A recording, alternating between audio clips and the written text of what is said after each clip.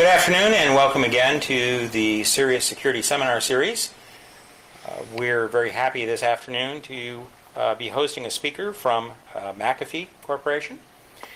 George Herron has been in the computing industry for over 30 years, the last 20 in security. His job as chief scientist at McAfee is to look at trends in technology, look at new problems, find solutions, and ensure that they find their way into the product line to help customers at residences, businesses, government agencies protect their systems against all kinds of threats.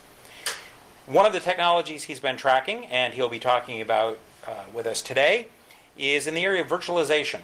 This is a technology that is being promoted by a number of companies, being built into hardware, offers a number of very interesting challenges and opportunities in security lifecycle management. And so without further ado, please join me in welcoming George Herron. Thank you, George. Thank you. Thank you all. It is a great pleasure to be with you here today. We're going to move at a pretty good clip. I have some information that I'd like to be presenting as I describe it, a convergence of the security field and that of virtualization. Virtualization, of course, being rather new in some of our technical approaches to using computer systems and extolling different kinds of capabilities from them. Security, on the other hand, has been around for a while, and I just show the latest years here on how the different kinds of security solutions have been coming along, and industry finds a solution, and another problem comes along and we find a solution. First there was polymorphic viruses back in the early days, and again the early days for security dates back into the 80s when boot sector disks, and I suspect some of you still remember what a floppy disk is, and some of the sneaker net communication from computer to computer that propagated viruses. And the viruses then were kind of simple, straightforward, relatively show-off in nature. The guys back then, the people doing this writing of the malware were doing it for glory, for notoriety, for showing off to their friends, and so on. And each time that a new threat came out, whether it was in the early days of the polymorphic viruses, the zombies moving up to mass mailers, even as recent as in this 2001, 2002, every time a new problem would come about, security industry would come up with a new solution. New problem, a new attack comes out, a new solution. So I kind of consider that as a bit of a sequential, incremental type of technology improvement. However, now when we're looking at the opportunities coming along for virtualization, we see a new opportunity for both the good guys and the security providers such as McAfee, as well as the bad guys, the writers of the malware. Virtual systems themselves have been around for a long time too. Virtual systems can be viewed as starting back in the early days of maybe the IBM 370 with time sharing as a form of virtual systems. You had the only control of your particular your application, and from all intents and purposes, your application was the only one running. You had full command of the resources. You had the full ability to, you had the whole computer, whereas, of course, you really didn't. And in the later years, 2000 and onward, VMware has really come up in the product world as having a robust virtualization platform for the most prolific platform in existence today, that is Windows, Microsoft Windows. So the opportunities are there for a company such as VMware, for developers such as you, maybe someday, and researchers to be really capitalizing on and using virtualization going forward. Well, I suggest that there is a convergence of these two areas, path one, security, path two, the virtualized systems, that is going to yield some really interesting and novel applications that have not yet been discovered, have not yet been capable. So that this convergence of security and virtualization really is at the essence of my discussion today. Of course, McAfee is very interested in security solutions. We are the only pure play security vendor in the industry, and others dabble in operating systems. Other Others who do security dabble in storage, disk storage and facilities and so on. McAfee only does security, so it's sort of natural that I believe through some of our own internal work, we are leading some of the thought. We are the thought leaders in the areas of applying virtualization techniques to the area of security. Now, a little bit of basics, but from a virtualization perspective, what is virtualization? It's a way for your application or one's application running on a computer to believe that it has the full command of the resources of that computer. Oftentimes it's the exclusive use of that computer, whereas there can be multiple OS images sitting on that same computer thinking the same thing, that it too has the same exclusive access to the resources. So the virtualization is really a virtualization of the hardware computer system. And this allows for many benefits to come about that we'll talk about in a bit, but in summary, it's scalability of applications. It is for backup and redundancy purposes. It is for offsite storage and in general what I call operational aspects, operational IT aspects of a data center, fundamentally for the enterprise. Along the way, by the way, what I'll be talking about is the applications of virtualization and security from the perspective of an enterprise use. What IBM, what McAfee, what a large university, what the US government would use in its managed environment for security throughout its entire population. However, also, to a lesser degree, but equally important and equally exciting to me, are those applications of virtualization and security in the home market. So you have computers at home. Some of you have children who are banging away on the keyboard and such. I suggest, and I'll explain how there are ways that the virtualization plus security equation can equally benefit the home environment. It's a different situation there. It's not as managed. Oftentimes you, especially you folks here, are the ones who are the systems administrator for your network, and therefore tools and techniques would be different than those used in the enterprise. As the chart shows here, there are two models in general for virtualizing the hardware. The model shown on the left is a host OS based, and it shows two guest operating systems. And again, these OS images are sitting atop a virtual machine monitor, which serves as that interface to the hardware below. So fundamentally, that VMM, that virtual machine monitor, is looking upward, providing an upward visibility to the OS images running on top that present the entire computer system resources available, the disk, the memory, even down to the CPU type of access. So the OS, the images that are, the applications running in the OS is up there, think that they're talking down directly to the hardware. It's just that there can be multiple of them. To the operating system, the virtual machine monitor looks like an application. It's sitting on top of there, and it's asking for resources, and it's giving response back and controlling. Frankly, that is the kind of environment that we see in the home environment, at least, and I'm speaking from the term, I'll be speaking a lot in terms of VMware. It's probably most understood by a lot of us. Other Linux-based systems, and XenSource is another good one. Is more prevalent in a lesser community and also in the server community. But I'll be speaking from the VMware perspective.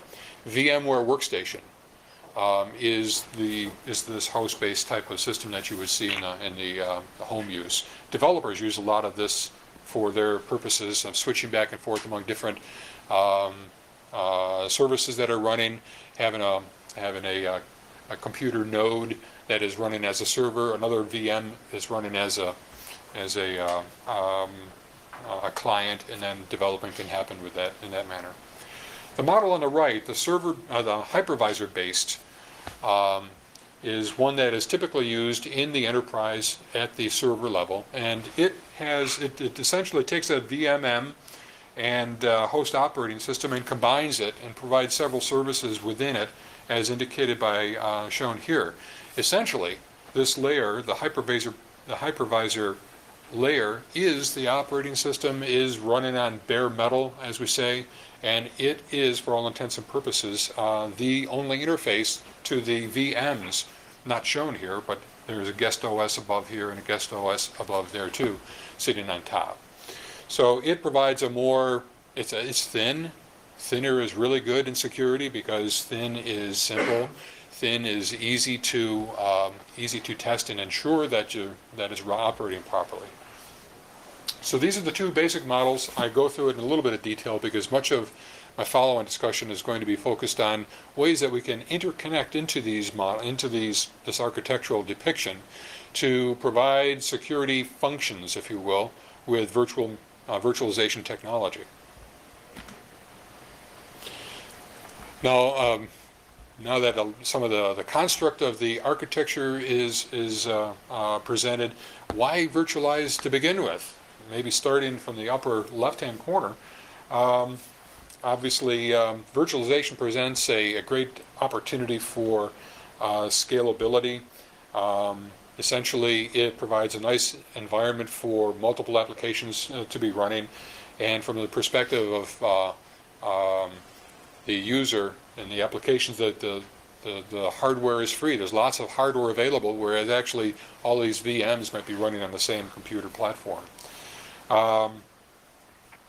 The faster provisioning of software, faster provisioning of security specifically in the systems, and the user activity is easily able to be monitored through the virtualized services provided. There are downsides that we'll touch on a little bit along the way, is very single point of failure, perhaps.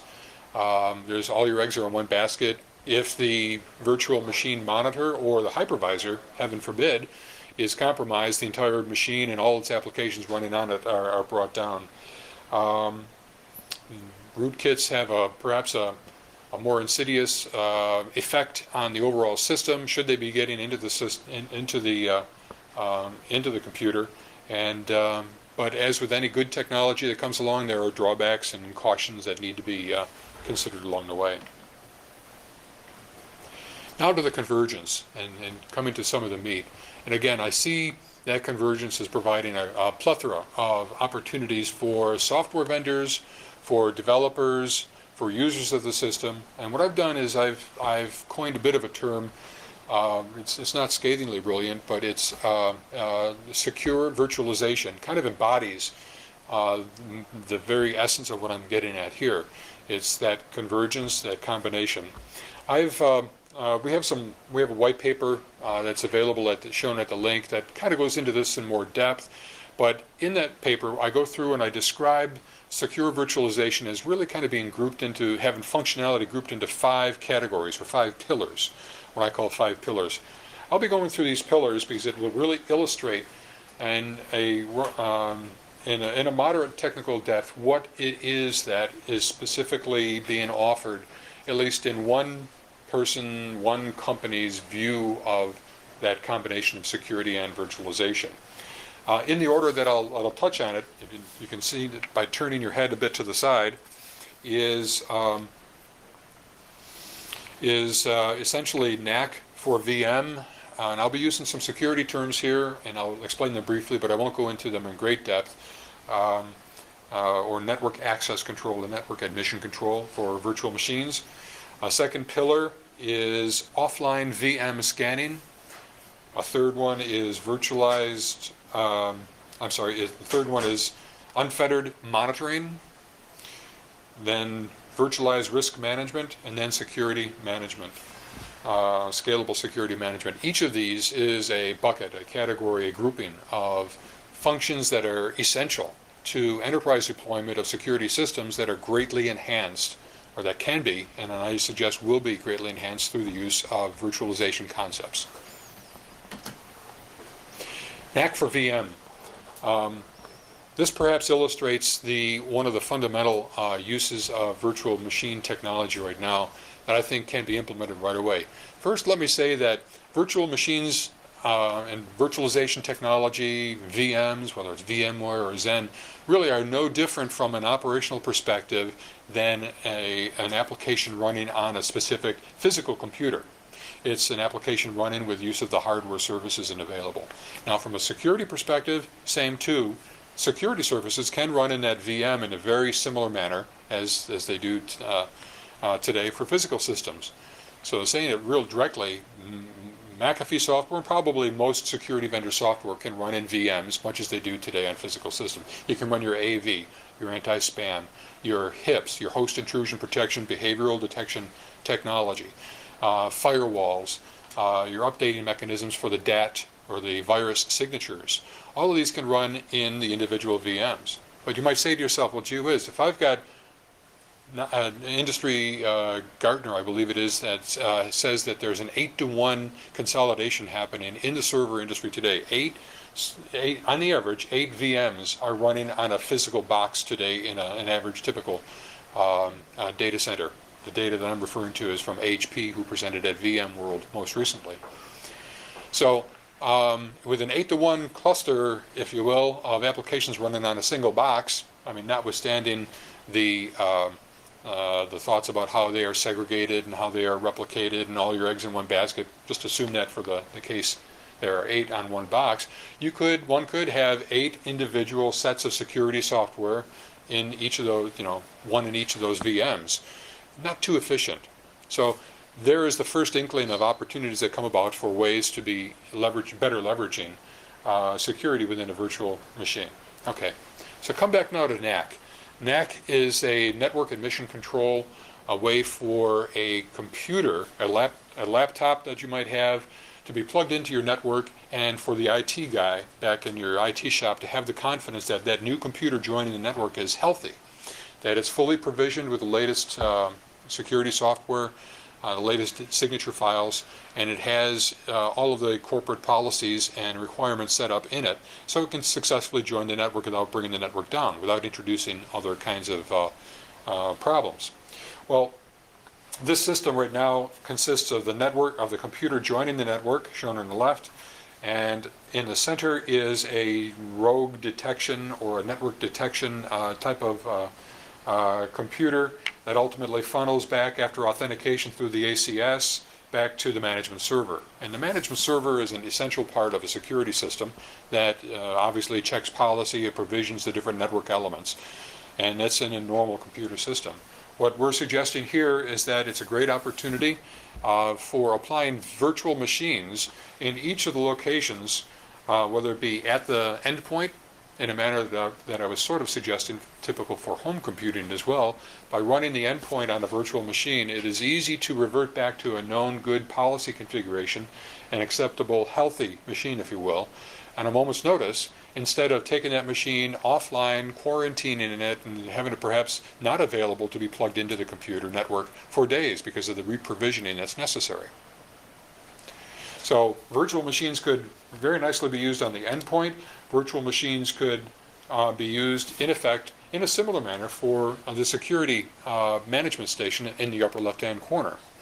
Not just from a scalability perspective, although that in itself is a good clustering mechanism, that when the management system is run in a virtualized environment, it too can have backup, redundancy, scalability, all of the operational benefits of an IT system.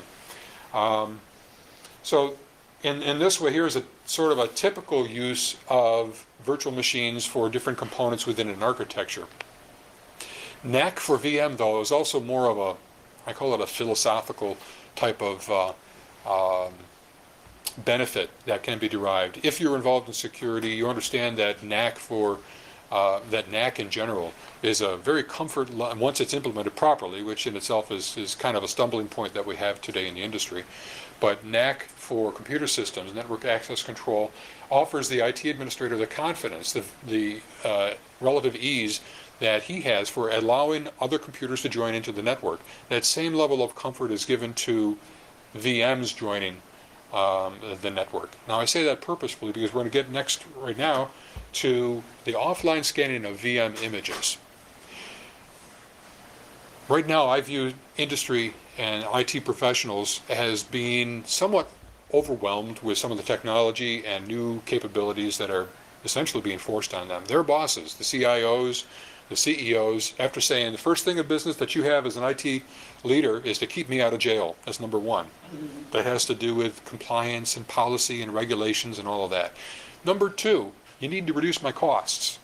You got a budget. In fact, today you're going to have a lesser budget because of all of these newer technologies they say are offering you some capabilities.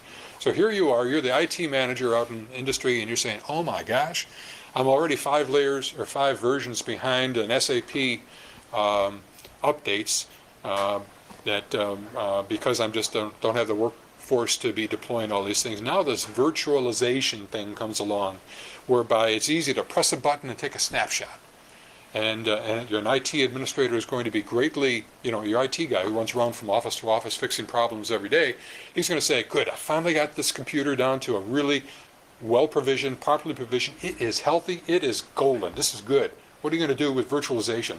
With your if you're running this in a VM environment, I'm going to take a snapshot of it so I have a backup of this golden, well-provisioned VM.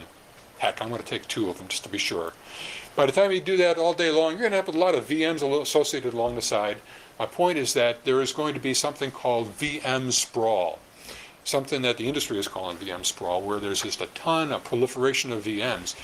How are you, the IT guy again, going to be provisioning this VM tomorrow or next week when it comes time that you need this thing to back up because your main server went down? You're going to pull a VM out of your pocket, right, and get your services back up. Well, if it hasn't been in operation for 24 hours or a week or a month, because you've got really robust hardware perhaps, you're going to bring this VM on, but it hasn't for a month, has not seen updates from the manufacturer, from Microsoft has not been pushing down updates. McAfee has not been able to get its updates, security update. It is out of date. It is stale. So you need to, on a regular basis, somehow bring these VMs onto a system in the back room, offline, reprovision them, take them off. All day long, do that. For all of the neat benefit of taking the snapshots of VMs, now you've got this problem of VM sprawl because you got to keep these things current for them to hold their value of being easily replaceable on a moment's notice.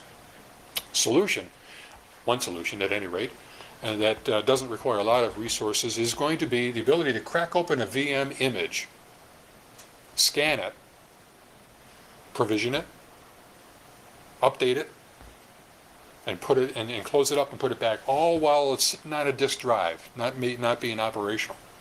So the benefits that are definitely needed in this area the capabilities that are needed are to do that, to have APIs to do that.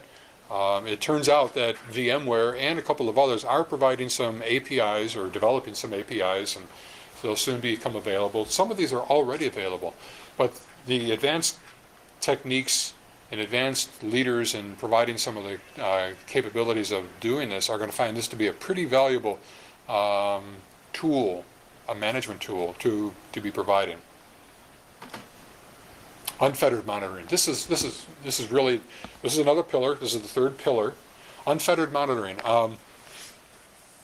We had some interesting discussions with Microsoft in the industry last year about this time with their introduction of Vista. And specifically on 64-bit systems, there are kernel patch protection mechanisms built into it in Microsoft's attempt to strengthen the operating system. And I applaud their efforts, by the way.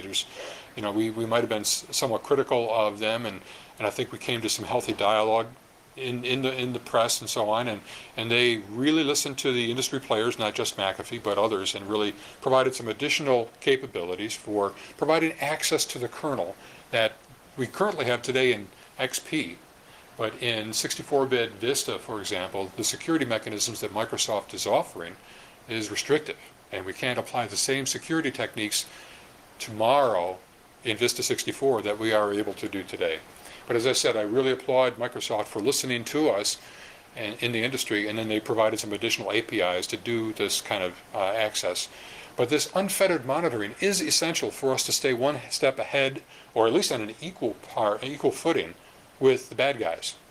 So now in the consideration of virtualization, the ability to have unfettered access to the system provides a plethora of really interesting opportunities that come about. What I've shown here is a picture, of course, that describes, actually it happens to show the model 1, which the one model which has the which has the VM monitor, the VMM layer, but it can equally be applied to a hypervisor type of environment. So what I'm suggesting is we have the typical model shown here with a couple of VMs and guest OSs sitting on there, running their own applications, independent of each other, sitting on the hardware, each with their own view to the hardware. And security OS, security VM sitting over here, the security applications going in. And what I had suggested earlier as far as leveraging security applications or any other applications for that matter in one VM that could take advantage of scanning, it could take advantage of monitoring, provisioning other VMs that are operating in the system. But through the use of some virtualization techniques, there are ways that this effort can be done better and faster and more comprehensively. In effect, I'm suggesting there are some things, there are these items here that I'll be speaking about, cannot be done today, or cannot be done as effectively today without as they can be with virtualization. So stealth monitoring, by definition, applications running in this external VM would not have the access to the VMs that are running here because the boundary, the hard boundary enforcement that is given to a virtual machine. As I said, this VM number 1 is not able to look into VM 2 and modify any of its resources, and same too for VM 2 going into VM 1. Same too for the security VM. But through some memory monitoring techniques, some memory reconstruction, process reconstruction techniques, and interpreting the memory, looking at the raw memory that's going on in the into these target OSs, the security software running external can indeed have some visibility, can indeed know what's going on, and implement some monitoring techniques that are completely stealth in orientation. Certainly the malware and other applications running in the VMs are not able to even see that there is security software monitoring their actions. Just as an aside, one of the insidious operations performed by malware is to go in and first thing when it gets into a system is to actually detect that there is security software running. And it knows McAfee software, it knows Sophos and all of the others. So what it does, it goes and it turns it off. Look it down, in fact this happened at an earlier talk, it wasn't quite this way, but it made me think of it. I glanced down at the computer that I was using and the little Wi-Fi light was on. I never have my Wi-Fi on. But a technique that malware software is able to do is go into this operating system and turn on certain ports, turn off certain ports, unbeknownst to the user, such that access can be made into and out of the operating system. That's the same kind of stealth, or that's the kind of monitoring or changes to the system that we can be watching for, and the bad guys don't even know that we're there. So if you don't know that McAfee is watching you, you're not going to try to turn McAfee off. So you'll maybe be a little bit more brazen in your approach to infecting the system. Behavioral stack walking.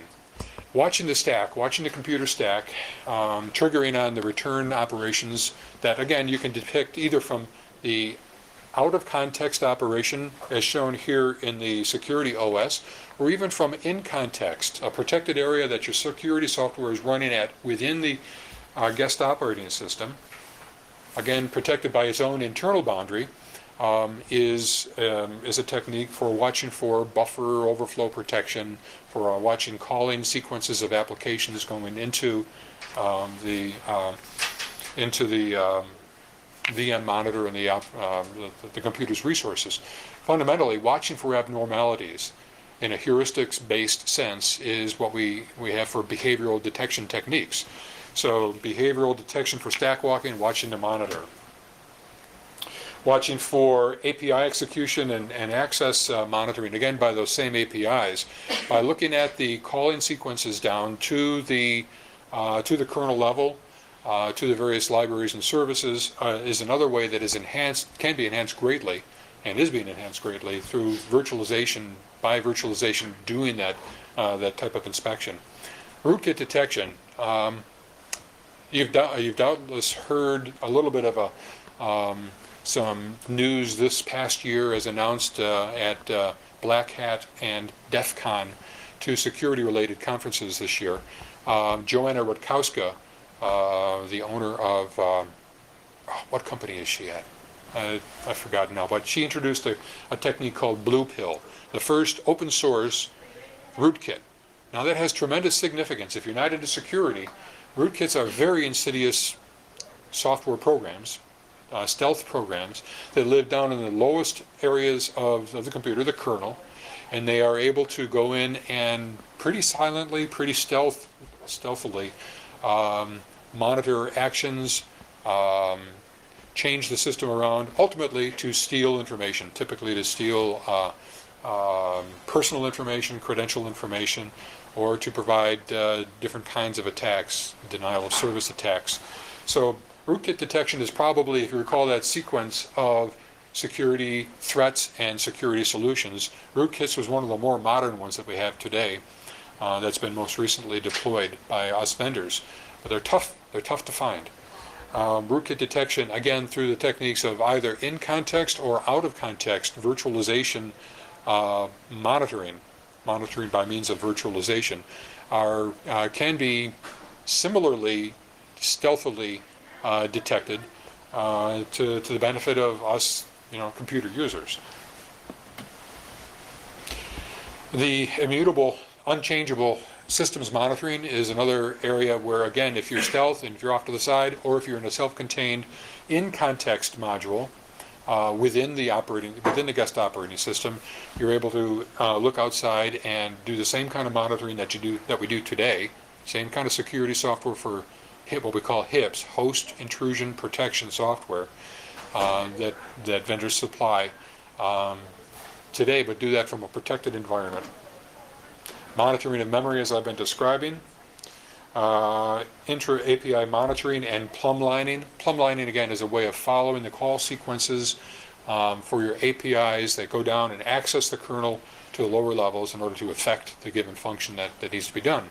And again, if that call sequence, that plumb lining, is able to find or discovers that the typical scenarios are being followed, you'll be okay.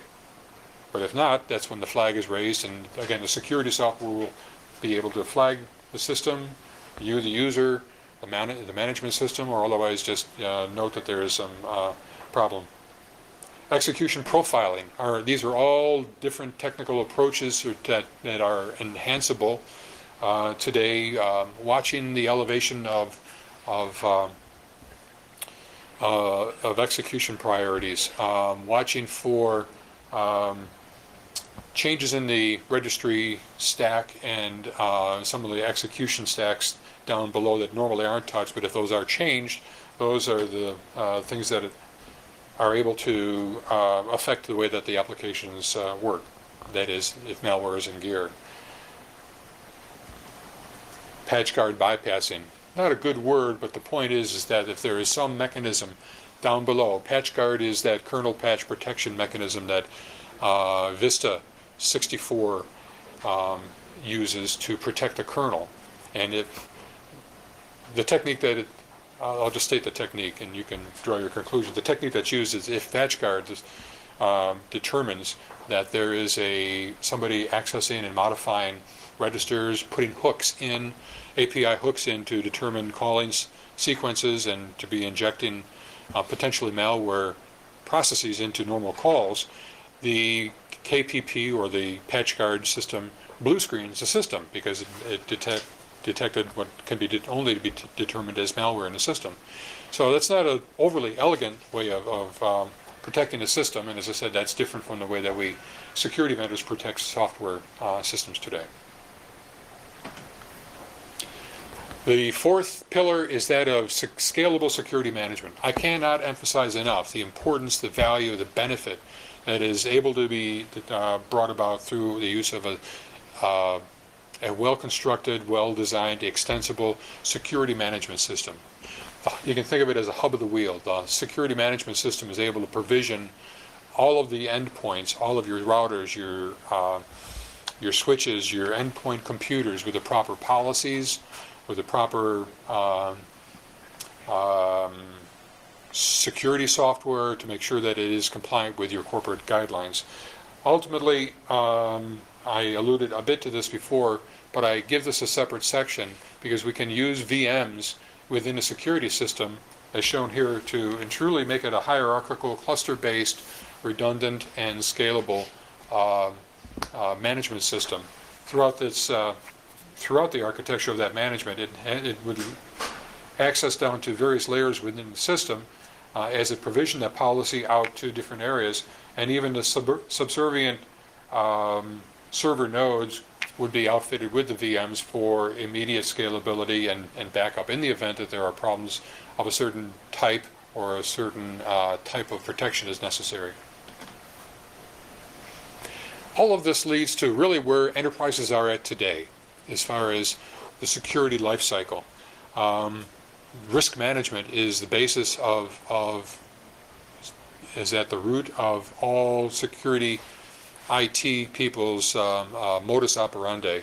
Whether they know it or not, they are really managing 4 quadrants that we've depicted here that can simply be described as in the find what's on your network today, figure out how many assets, what kind of assets that you have in your network, figure out what vintage they are, what the vulnerabilities are. There are tools that can be run to determine where the vulnerabilities, security vulnerabilities are, and then to evaluate those vulnerabilities relative to your specific corporate needs, deploy and enforce, deploy protection software and hardware in order to really protect that system that your enterprise is running on, and receive back information about its operation, its exceptions, if there are problems, and then deal with those through a fix and comply area. So patches would be deployed on systems that are deemed to be either out of compliance or out of date or attacked and compromised. So again, that cycle of life, or cycle of security life, is really typical. There is no beginning, there is no end, but ultimately this is the sequence that is followed in a typical day of an IT manager's life.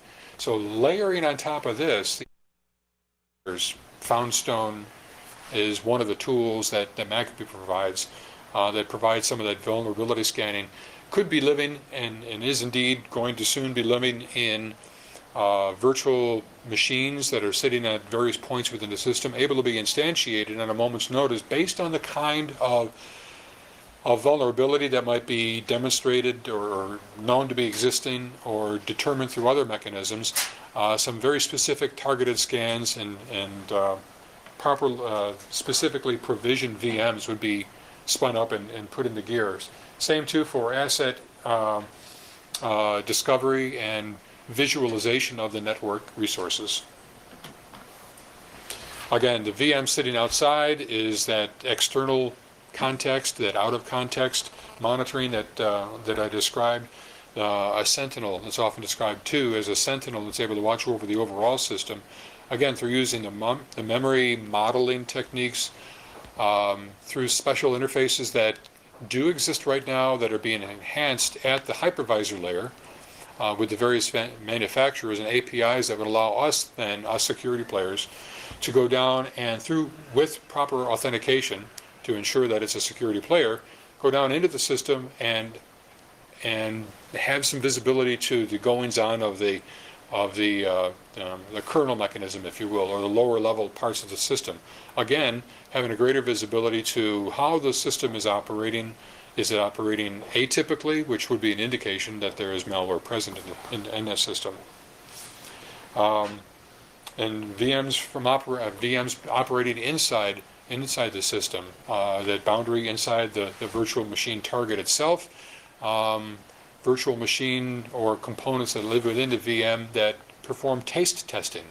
Remember the days of old, we used to have the kings and would have a pigeon or some unlucky court jester who would first taste the food, and if the pigeon didn't keel over, or if the jester didn't fall over dead, the king can go on and finish eating his food. Well, that same kind of taste testing is an interesting technique that's in play, that's in development right now in an automated manner.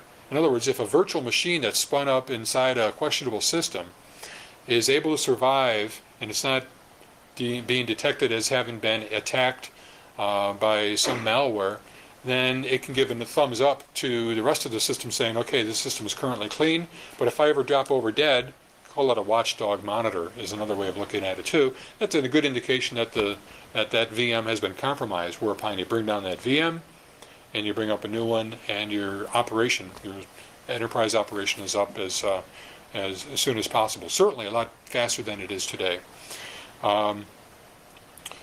Virtual jail cells, drive-by downloads are particularly insidious. Today we've got bots. Bots are the most prolific challenge that we have today. I described in an earlier talk how there is an exponential rise in the last 2 years especially, whereby we are experiencing over 30% of all malware ever has been experienced within the last 2 years. This is primarily through the use of Trojans, the bad guys using Trojans to deliver bots to networks, computer robotic programs that live down quietly in your system, that communicate outward to other computer systems and act as a funnel, a portal, taking personal information and funneling it off to a bot herder, a bot master, who takes your credit card information, your social security number, your sales database, and sells it to somebody else. Because today it's a profession. Well, this is the mechanism by which that profession is perpetuated.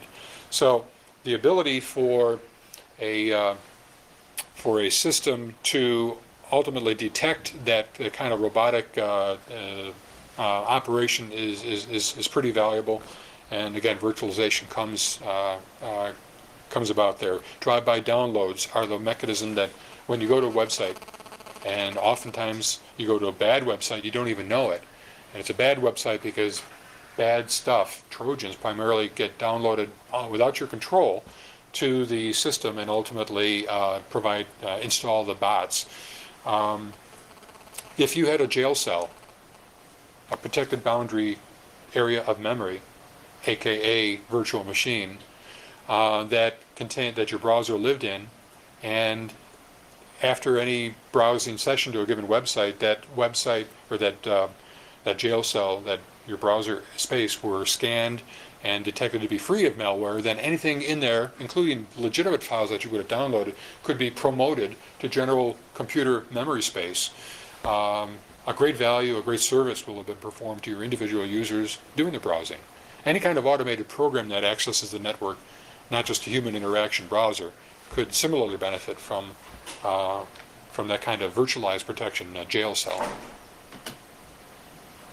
Data leakage prevention, DLP, and I mentioned NAC, the containment of data, the containment of good data from getting out, the containment of bad data from getting out too. Again, the malware and the botnet types of information. There's the virtual taste testing in the jail cell that I mentioned.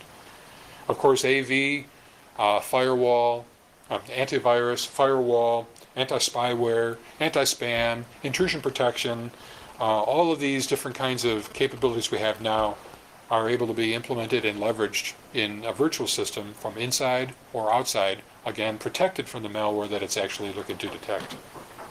Protected from the malware it's trying to detect. Patching and remediation has an immense benefit. The ability that a virtual machine, virtualized systems, virtualized bots, if you will, to mix a term there, are able to automatically provision with updates and reduce the time required for quarantining and otherwise getting your system back into an operational state when it is found to be out of it.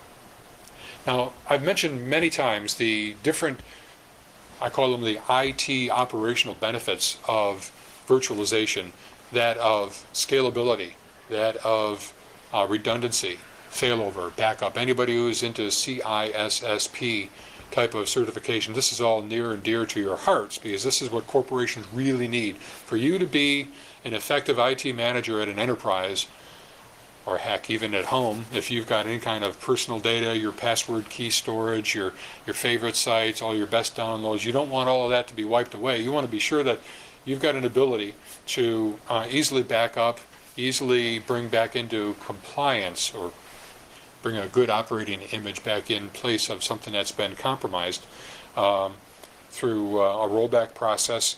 But these are all operational benefits that core virtualization techniques have that bring to security, they bring to security risk management.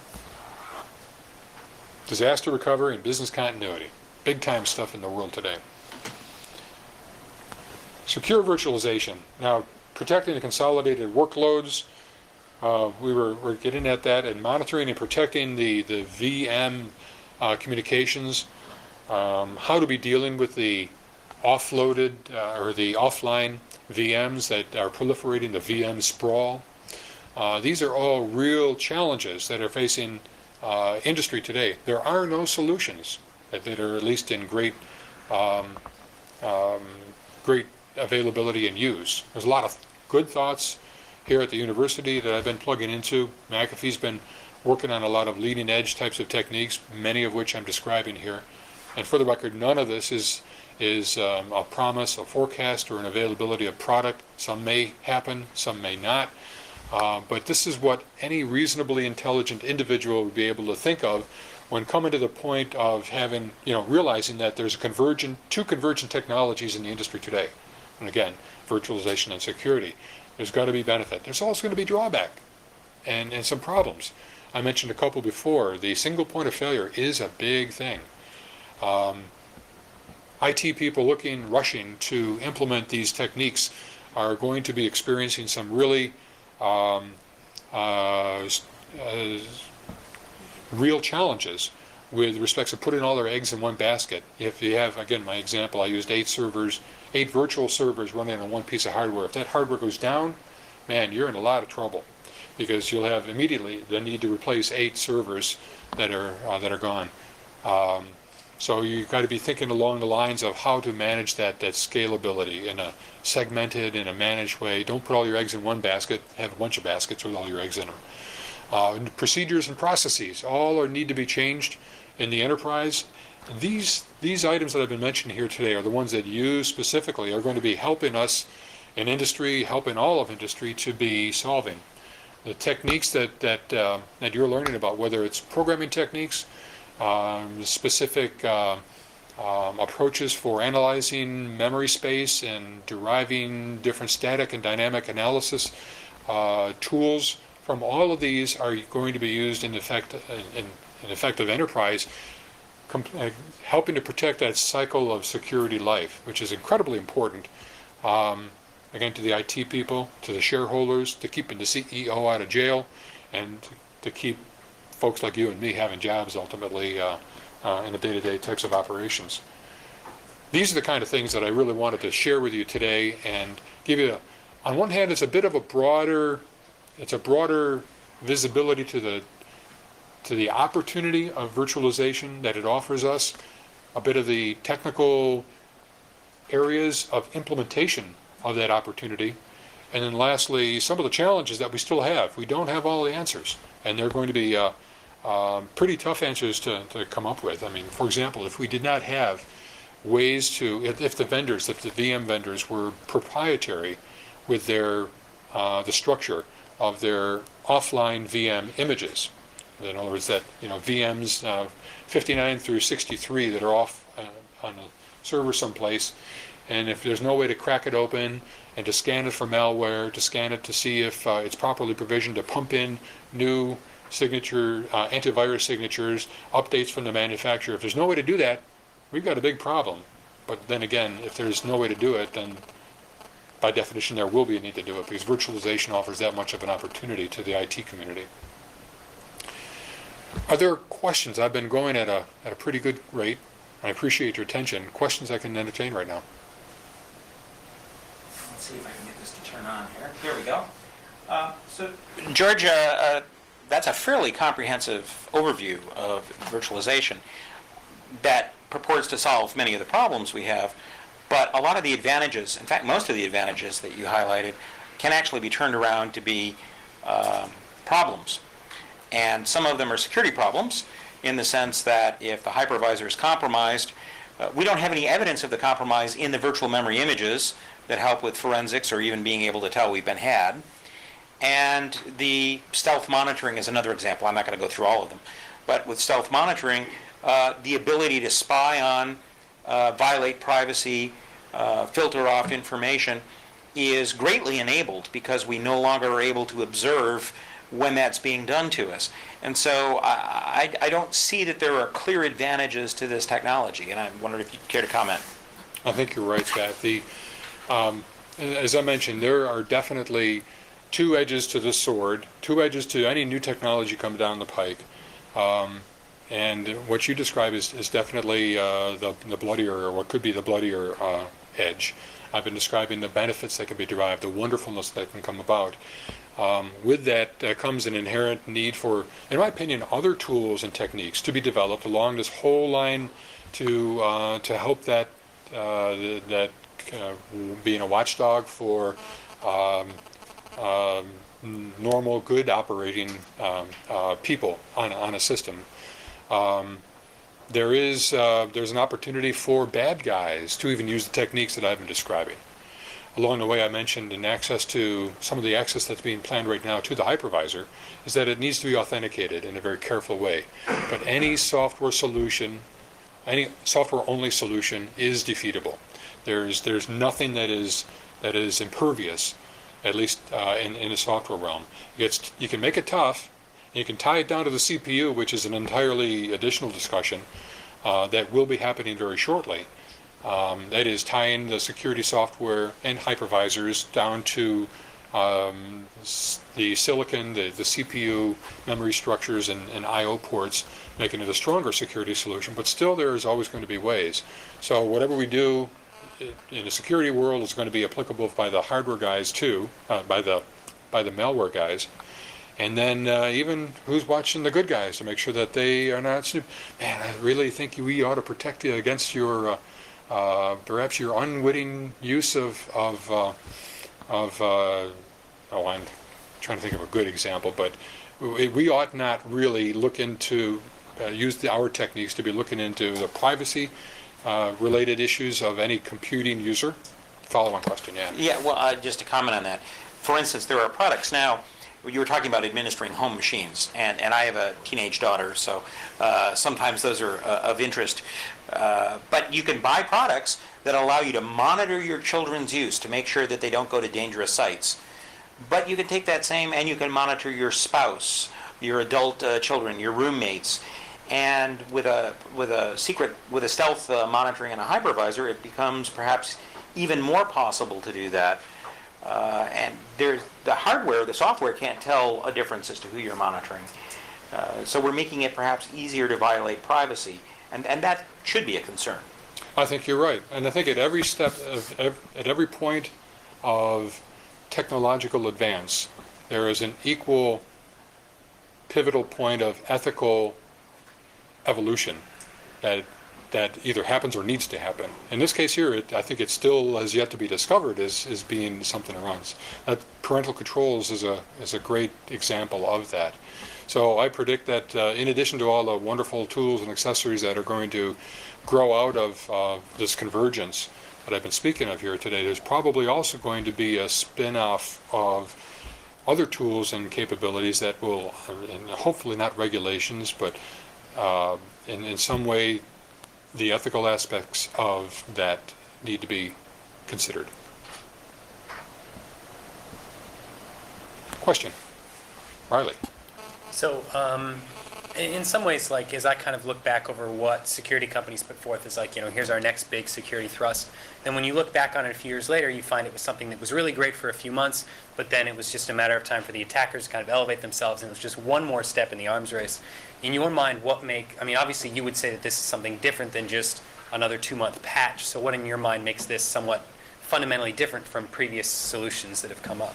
So if I can paraphrase the question, what makes me feel that virtualization is not just a passing fad, and what makes it passing might be the bad guys catching up and using the same techniques, or maybe even some other technology kind of taking over in the coming months or year or two to make this just, stated from an industry perspective, why put so much development into something that might be just a passing fad? That's a great question.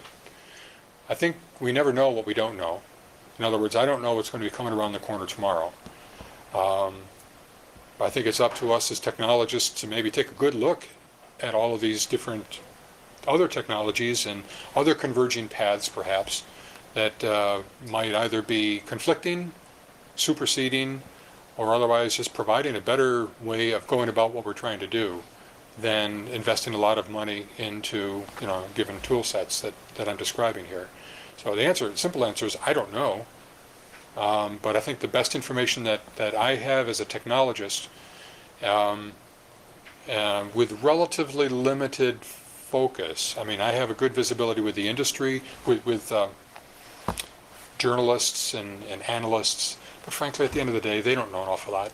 I mean, it really, the essence of new technology is coming from folks like you, from research institutions like you, from advanced research labs such as McAfee and Avert Labs, and other companies like us. So right now, all that I hear with my ear to the rail is that this has the potential for providing some neat capabilities. All of us in the industry right now are looking at these capabilities to see how much it's going to cost us to invest, to provide these tools. Correspondingly, what's the ROI? I'm often, as a lead geek at the company, I'm often enamored with technology. I'm gung-ho, let's do it. Why? Because it can be done. But my product management buddies say, well, show me the money. So I'm at a constant battle to provide an ROI, return on investment type of analysis. How much is it going to cost? How much are we going to gain back in frankly, revenue of our products? How many more of our products are going to be purchased, or how much more can we command for our products because of this extra capability? I don't think anybody really has the answer yet, because right now I'm suggesting, and evidence is proving out, that we can keep computer systems safer than we have been able to using virtualization. That is a given. How much is that worth? What other drawbacks might there be to a given technical decision or a technical path that is taken? Those are the unanswered questions right now. But good question. Don't know what's around the corner. Mike. I think virtualization is bad news for the bad guy. I don't think so, because and it doesn't mean it's going to solve everything, but just look at what you have to secure in the current environment without using this kind of technology. What's your task? And think of what you have to do to secure what you described. And I would rather secure what you described, because the interfaces are well defined, it's more orderly, it's less chaotic. I know what I have to do. Whereas the current situation, if I was an insurance company, let me put it that way, I charge you a lower rate of unit price. And of course, I may lose my company, a bundle of money, and be fired, but that's what I would do. No, you're absolutely right. You're absolutely, just to paraphrase, I'm not sure that your microphone is on. I think you're saying essentially that this is this could be a good thing. It could provide the benefits that we're providing, and we could eventually command a higher price for our products, or a new product would be purchased, and because of the benefits that come about. If I kind of twist your question or your observation a little bit, I could also say that the bad guys, this is a dangerous thing, the bad guys are not all that smart. On a general wide scale, the malware writers they're out for fast buck. They're not going to go for the tougher interfaces to crack. Virtualization is going to be a little bit hard to implement, and to implement well and fully. There are though, of course, exceptions, and some of the bad guys indeed are going to provide the similar situations that we're using for bad purposes, as we're trying to use for good purposes. There are instances now, for the third angle that you said, as an insurance company, for example, you would, if you were an insurance company, you would give a discount to someone's rate if they were employing some demonstrably better protection. It's the same kind of theory that, the same kind of techniques that are followed today when you get a discount on your car insurance, when you have a car alarm system. I don't know of any insurance policies for computer systems, but if every single one of you in here if there is anybody that does not implement any kind of antivirus, firewall, anti-spyware system on your computer and keep it current, you are playing with fire, and you really don't care about your personal identity. and your own checkbook, your financials, because it's at risk when you don't do it. That's just the world that we live in. So again, if there comes about to be some kind of a discount or an attaboy or some kind of a monetary benefit coming about because you're running better security software, that's going to be the reasoning. Okay. I was at VMworld last year, and I was asking everybody I met, do you have any plans on leveraging virtual machines and virtualization for security? So I'm really glad to hear your talk today, even if it's a year after I was asking people that question. What I'd like to know is, I'd like to have an insight from you about what is the hardest to do in what you're attempting, and sort of in a blunt way, why has it taken so long to get there? So what are the challenges in what you're accomplishing? Wow. Well, the challenges thus far, in my opinion, have been some of the proprietary interfaces that are on the solutions. I think mostly in terms of Microsoft Windows types of platforms, which immediately brings me to VMware being the only real solution that I see in that space. And again, 99 and 44/100% of the business world uses PC and the Microsoft systems. So that's a valid place to start, but admittedly not the only one. So the interfaces have been proprietary. They have not seen, they've been, in the last 3-4 years, it's only been the last 3 or 4 years that VMware has seen stellar growth, as evidenced by the recent IPO, of course, and it's anticipated to go even higher. Microsoft finally has gotten on, has started to unveil their particular solutions. So again, we're seeing a lot of evidence that it's finally happening. Before this time, it's a matter of, it's not worth the money to invest in a solution that is not yet time to really have benefit provided. I might not have said that completely straight, but if we invested a lot of money back 2-3 years ago during the earlier years of virtualization, in my opinion, it would not have been as impactful, and hence the ROI would not have been as great as it is right now. Thank you. Thank you again, George.